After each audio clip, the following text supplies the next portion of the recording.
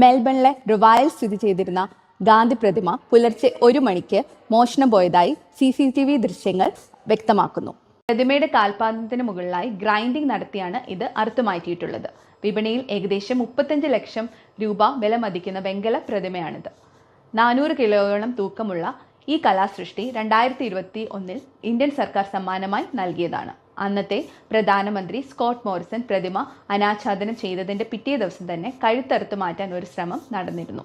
ലോക സമാധാനത്തിന്റെ പ്രതീകമായി കണക്കാക്കുന്ന ഇന്ത്യൻ രാഷ്ട്രപിതാവിന്റെ പ്രതിമ മോഷണം പോയത് ഓസ്ട്രേലിയൻ ഇന്ത്യൻ സമൂഹത്തിന് കടുത്ത അമർഷത്തിനും അതൃപ്തിക്കും കാരണമായിട്ടുണ്ട്.